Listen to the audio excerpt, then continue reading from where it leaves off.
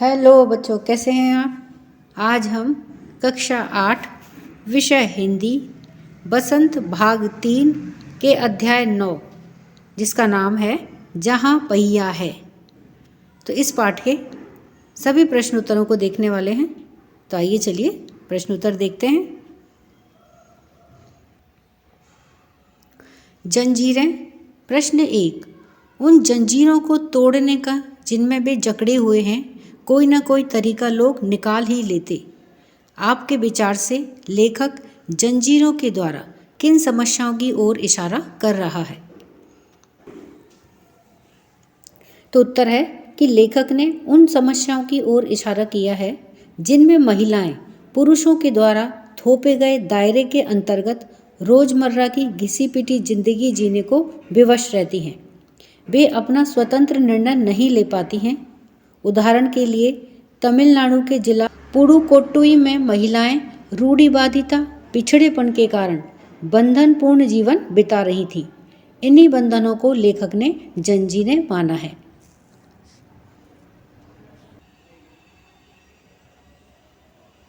प्रश्न 2, क्या आप लेखक की इस बात से सहमत हैं? अपने उत्तर का कारण भी बताइए। तो उत्तर है कि उन जंजीरों को तोड़ने का जिनमें वे जकड़े हुए हैं कोई ना कोई तरीका लोग निकाल लेते हैं। लेखक के इस कथन से हम पूरी तरह से सहमत हैं। इसका कारण यह है कि तमिलनाडु का पुडुकोट्टुई जो अत्यंत ही पिछड़ा जिला है, वहाँ की महिलाएं रूढ़िवादिता व पुरुष प्रधान समाज की जंजीरों से जकड़ी हुई थी। लेकिन साइकिल चलाने से उनके जीवन में इतना परिवर्तन आया कि उनका जीवन ही बदल गया। उनमें आत्मसम्मान की भावना जागृत हुई, जिससे वे अपने जीवन से जुड़े सभी कार्य आत्मनिर्भर होकर के आसानी से करने लगी। साइकिल चलाना उनकी आज़ादी का प्रतीक बन गया।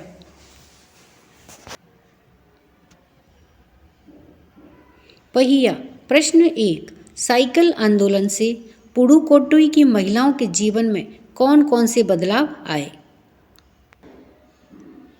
तो उत्तर है कि साइकिल आंदोलन से पुडुकोट्टुई की महिलाओं में निम्न बदलाव आए। जैसे वहाँ की महिलाओं में आत्मसम्मान की भावना जागृत हुई। वे रूढ़िवादिता व पुरुषों के द्वारा थोपे गए रोजमर्रा के घिसे पीटे दायरे से बाहर निकल सकी। साइकिल चलाना सीखने से उन्हें आत्मनिर्भर बनने का मौका मिला। अब उन्हें कहीं भी जाने के लिए किसी के सहारे की आवश्यकता नहीं रही। साइकिल चलाने से महिलाओं की आय में भी वृद्धि हुई। वे आसपास के गांवों में उत्पाद बेचने भी जाने लगी।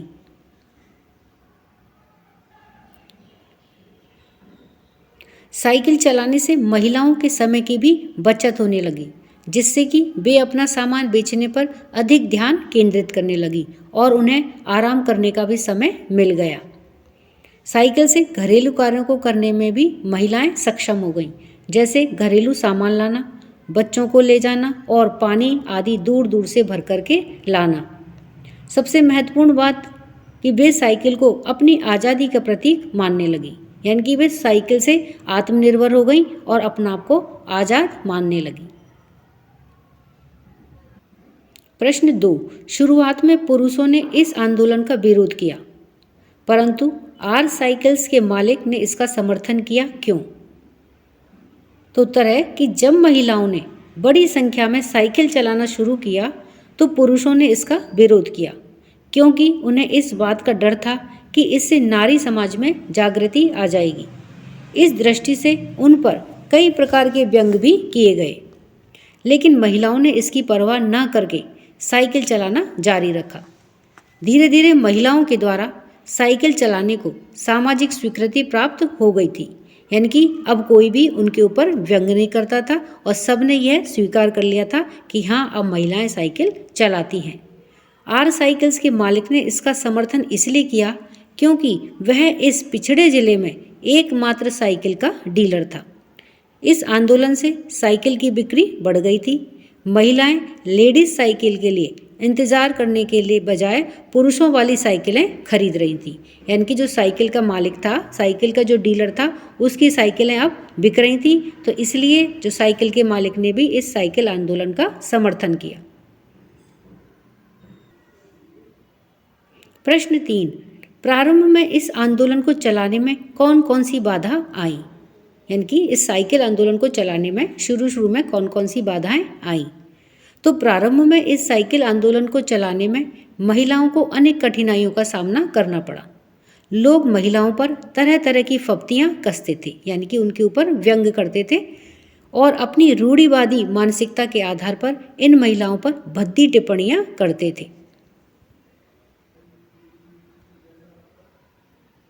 शीर्षक की बात।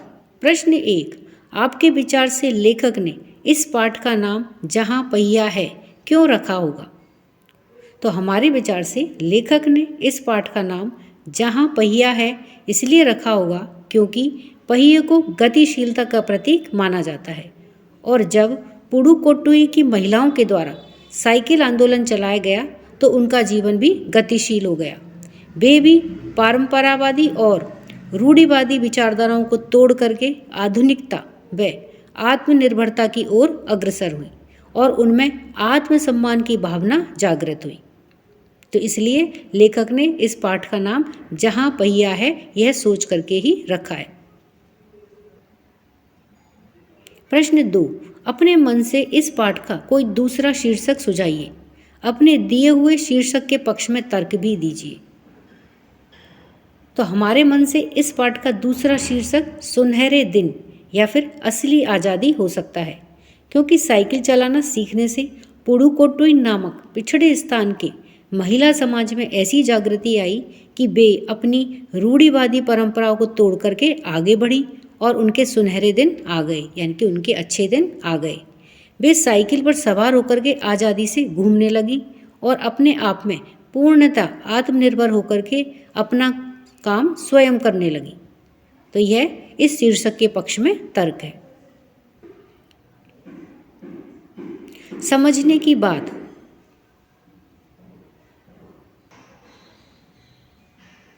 प्रश्न 1, लोगों के लिए यह समझना बड़ा कठिन है कि ग्रामीण औरतों के लिए यह कितनी बड़ी चीज़ है। उनके लिए तो यह हवाई जहाज़ उड़ाने जैसी बड़ी उपलब्धि है। साइकिल चलाना ग्रामीण महिलाओं के लिए इतना महत्वपूर्ण क्यों है? समूह बना करके चर्चा कीजिए। तो साइकिल चलाना ग्रामीण महिलाओं के लिए इतना महत्वपूर्ण इसलिए है क्योंकि ग्रामीण समाज अब भी अपनी दकियानुसी विचारधारा का पोषक है। महिलाओं को किसी भी बाहरी कार्य करने की अभी भी अधिक छूट नहीं दी जाती है। उनके संबंध में यही माना जाता है कि उनके भाग्य में घर गृहस्थी ही संभालना लिखा है, क्योंकि घर के मुख्य निर्णय पुरुषों के द्वारा ही लिए जाते हैं।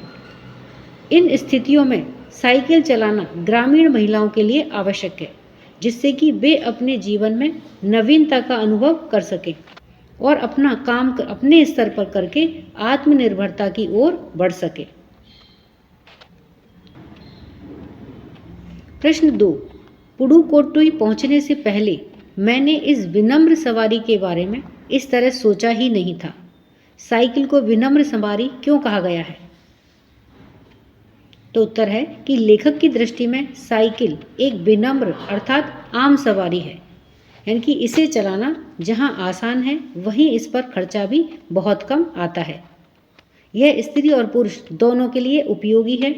उसने कभी सोचा भी नहीं था कि साइकिल जैसी आम सवारी भी किसी के जीवन में इतना बड़ा परिवर्तन ला सकती है। यह तो उसने पुडुकोट्टुई पहुंचने के बाद ही जाना था, क्योंकि वहां की महिलाओं में जागृति लाने का कार्य साइकिल ने ही किया था। साइकिल। प्रश्न 1, फातिमा ने कहा कि मैं किराए पर साइकिल लेती हूँ ताकि मैं आज़ादी और खुशहाली का अनुभव कर सकूं।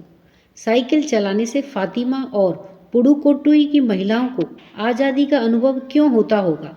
तो उत्तर है कि साइकिल चलाने में फातिमा और पुडुकोट्टुई की महिलाओं को आज़ादी का अनुभव इसलिए होता होगा क्योंकि जब वे साइकिल पर सवार होकर के उसे चलाती थी तो उन पर उस समय कोई बंधन या रोक टोक नहीं होती थी, जबकि उनके पारिवारिक जीवन में उन्हें ऐसी आज़ादी नहीं मिलती थी। तो जब वो साइकिल चलाती थी तो उन्हें आज़ादी और खुशहाली का अनुभव होता था।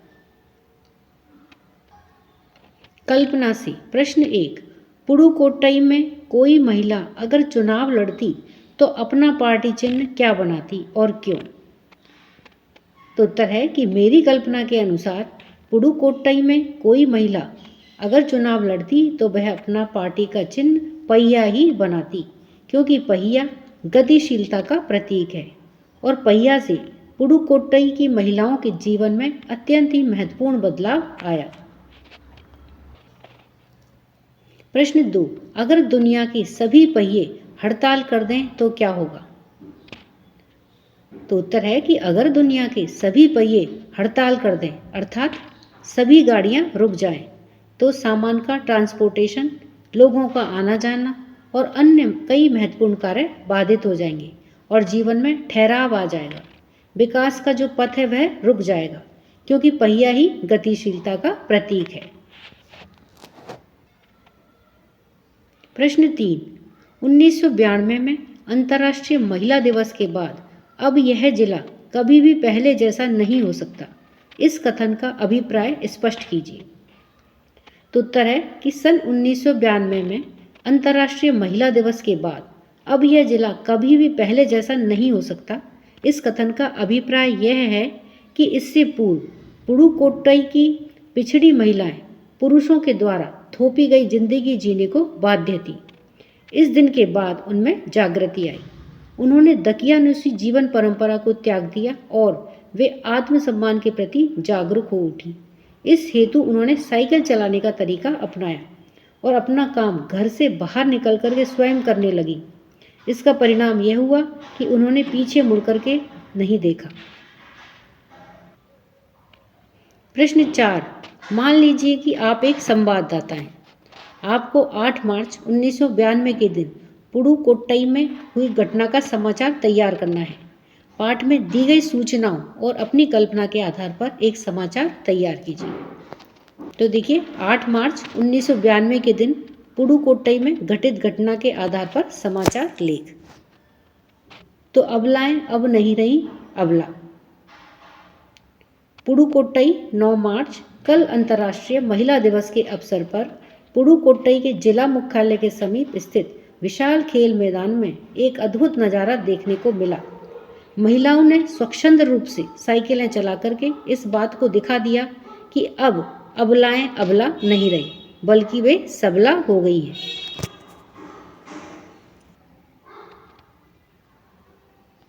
उनमें साइकिल सीखने व सिखाने की प्रबल इच्छा दिखाई दे रही थी।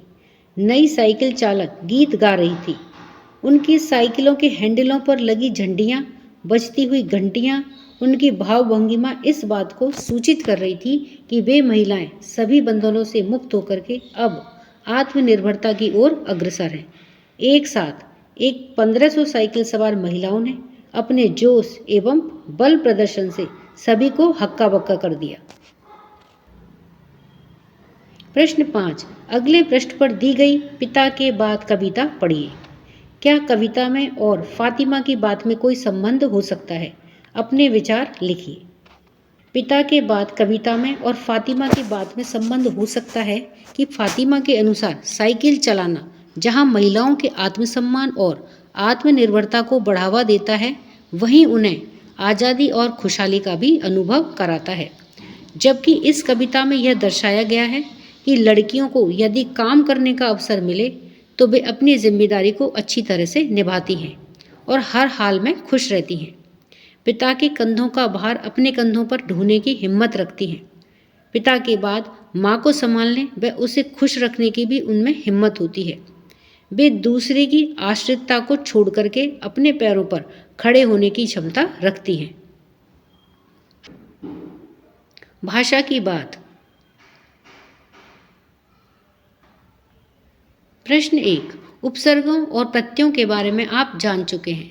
इस पाठ में आए उपसर्ग युक्त शब्दों को छांटिए, उनके मूल शब्द भी लिखिए। आपकी सहायता के लिए इस पाठ में प्रयुक्त कुछ उपसर्ग और प्रत्यय इस प्रकार हैं। तो आइए उपसर्ग और प्रत्यय देखते हैं। तो देखिए, इस पाठ के आधार पर उपसर्ग देखते हैं। तो मूल शब्द है शिक्षण। तो जब इसमें हम प्र लगा देंगे उपसर्ग तो क्या बन जाएगा? प्रशिक्षण। उपसर्ग शब्द के आगे लगता है।